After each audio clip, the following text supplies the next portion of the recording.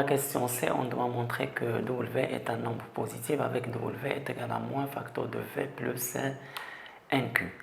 Il suffit de montrer que R est différent de 0, ce R-là. En effet, si on suppose que R est différent de 0, vu que R est un entier naturel, donc R est supérieur ou égal à 1, et d'après les données, on sait que N est supérieur ou égal à 2, donc N fois R est supérieur ou égal à 1 fois 2, c'est 2, donc NR moins 1 supérieur ou égal à 1, en particulier NR moins 1 est strictement positif. Or, d'après cette égalité, on a NR moins 1 est égal à P moins 1 fois W. Et on a d'autre part P moins 1 est un nombre strictement positif, car P c'est un nombre premier positif, donc P est supérieur ou égal à 2. Donc W est strictement positif et en particulier W est supérieur ou égal à 0. Donc il reste à montrer que R est différent de 0. Et là je vais utiliser le raisonnement par l'absurde. Supposons que R est égal à 0. D'après cette égalité, j'aurai P-1 facteur de V plus NQ est égal à 1, Donc P-1 divise 1 et on a P-1 appartenant à N étoile.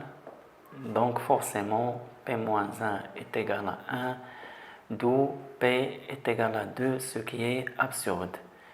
Ce qui est absurde, c'est déjà fait dans la deuxième question. Donc voir question numéro 2. Donc ce qu'on a supposé est faux et par suite R est différent de 0 et donc W est supérieur ou égal à 0.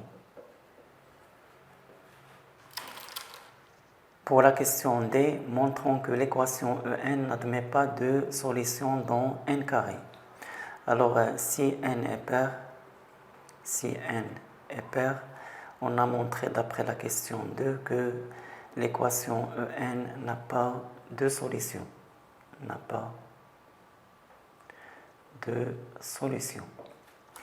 Maintenant, si n est impair, supposons que le couple XY est solution de l'équation EN. Alors, d'après la question 1c, on a x plus 1 à la puissance p moins 1 est congru à x à la puissance p moins 1 modulo p. Et là, j'élève à la puissance w, j'ai le droit parce que w c'est un entier naturel. Donc x plus 1 à la puissance p moins 1, le tout à la puissance w, est congru à x à la puissance p moins 1, le tout à la puissance w modulo p. Or, p moins 1 fois w est égal exactement à nr moins 1. Donc, x plus 1 à la puissance nr moins 1 est congru à x à la puissance nr moins 1 modulo p.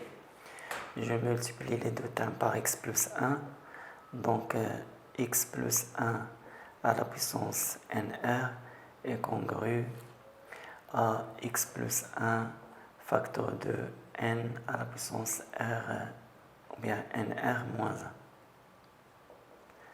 modulo p. Bien sûr, j'ai le droit de multiplier par x plus 1 parce que x plus 1 appartenant à n, c'est un entier naturel. Donc x plus 1 à la puissance nr est congru, là je développe, x fois x à la puissance nr moins 1, c'est x à la puissance nr, et là plus x, c'est x à la puissance nr moins 1, le tout modulo p. D'autre part, d'après la question 1a, on a vu que x plus 1 à la puissance n est congru à x à la puissance n modulo p.